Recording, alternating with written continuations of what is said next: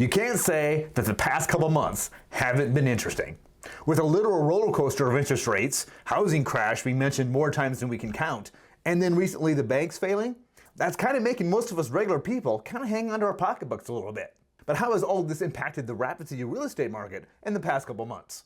Hey everybody, it's Tristan Emond with Mindful Living Realty, a realtor right here in Rapid City, South Dakota, the gateway to the Black Hills.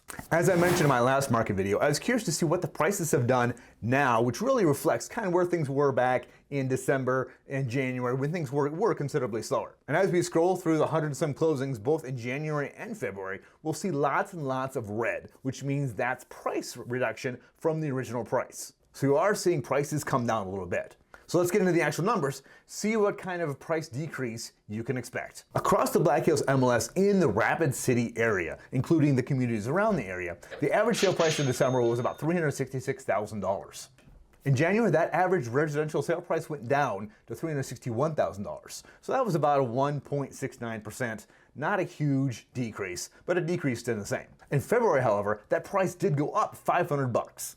But if we separate these numbers a little bit, we see a little bit different tale than the general overall average. The average price of single family homes in January went up $1,000 from December, but went down about $6,000 on average in February, about a 1.6% decrease. So where is that total residential average price going up coming from? New construction and townhomes. The average sale price of a new construction property in January was $395,000. In February, that went up to $415,000. That's a 5% increase from January to February. Now, the reason behind that is probably the material costs. Those have also gone up recently, causing those new construction prices to rise. But even the townhome and condo numbers have gone up in the past month. In January, the average price of the townhome condominium group sold at $326,750.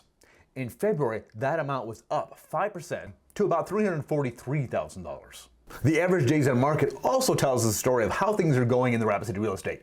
In December, that average days on market was 14. That grew to 41 in January and February. Last year, 2022, winter months, coldest months of the year in Rapid City, still low interest rates, homes were flying off the shelves. Now they're still getting sold, but just taking a little bit longer, 40, 42 days, which puts stress off buyers coming into the market because they don't have to make an immediate decision and put an offer on a house right now and expect to have 5 offers to compete with normally. However, the right homes, the right price, the right areas, they do get multiple offers in quickly.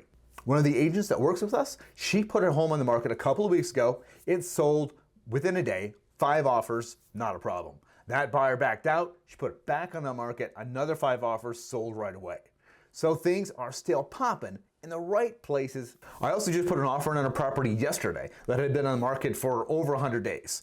And wouldn't you know it, we put an offer in, someone else puts an offer in at the same time. It's a double offer situation. And I'm seeing more and more Facebook posts where agents are saying sold in under a week and less emails saying, hey, price reduction, come by. So signs are indicating that things are really starting to ramp up for the spring market. But here it is, middle of March, things aren't quite going crazy yet. So it'll be interesting to see in the next coming months, with everything kind of going on, interest rates still ping-ponging all over the place, what will happen to the Rapid City real estate prices, what will happen to the buyer demand, and we'll see where things go in the next few months. So is it a good time to buy a house? And this answer 100% depends on you. First of all, do you have a stable job?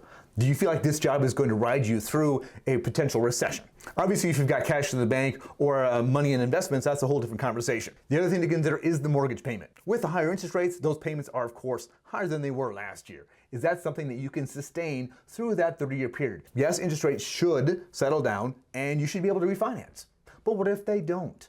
Then you're stuck with a higher payment that you were hoping to be able to refinance to have a lower payment and really be house strapped. So make sure you can comfortably afford that payment for the long term. And the third point here is buying a home in Rapid City is generally a good investment. Historically, our home prices are generally slightly rising. But if you hold on to that property for a number of years, chances are when you're ready to sell that property, you'll be happy with how it turns out. The people that bought homes in 2010 are really happy right now. In a few years, those prices may be up even more, giving you even less purchasing power if the interest rates don't settle down. Now, I'm not intending this to be a buy now scenario in any way. I'm trying to present you the facts to let you make your own decisions. It's important that you make the best decisions for you and your family based upon what you need and your goals for the future. All right, sellers, is now a good time to sell your property.